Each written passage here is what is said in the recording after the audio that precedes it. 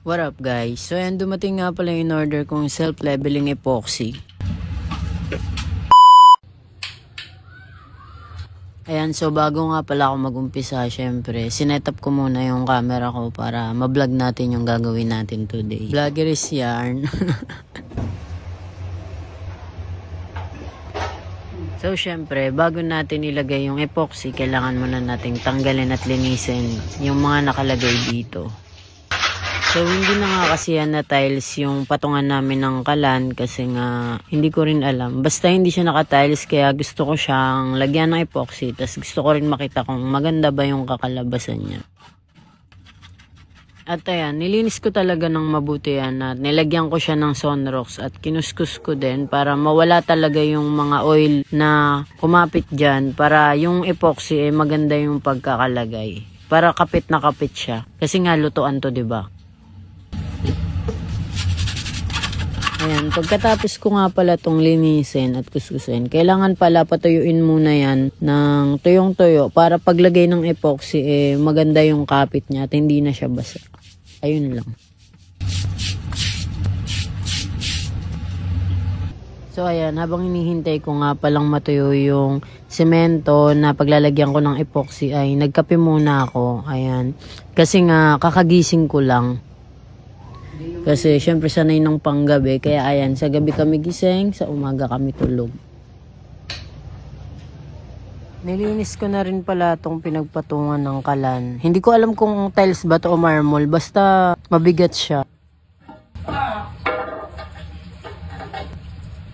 Nilagyan pala yan ni Papa niyan ng marble ba yan? Kasi sabi ni Papa, pag palagi nagluluto, diba, parang rumurupok yung bato. Kaya pag may ganyan, syempre, hindi siya nakadirect sa kalan. So, meron siyang protection para hindi agad rumupok yung pinagpapatungan ng kalan.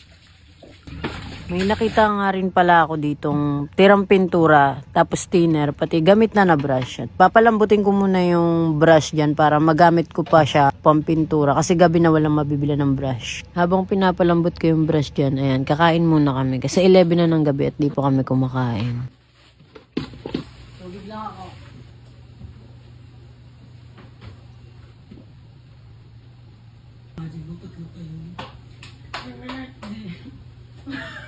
So ayan, hiniram ko muna tong blower ni Star. Dapat sana vacuum kasi wala kaming vacuum. Kaya blower na lang. Tatanggalin ko kasi mga ali-alikabok sa gilid para maganda yung dikit ng epoxy. At least mapapatuyo ko rin siya. Wala akong makitang stick kaya ito na lang yung pinansundot ko dyan kasi naipon yung mga dumi.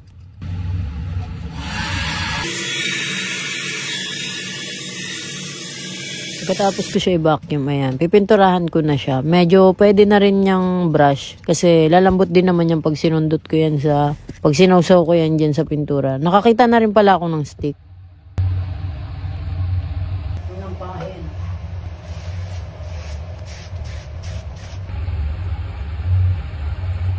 Ganito pala yung technique para hindi makalat yung pagpipintura nyo kahit hindi nyo lagyan ng tape. Ayan, lagyan nyo lang siya ng sapin dyan para dun aano yung brush. Nalaman ko lang yan kay Papa.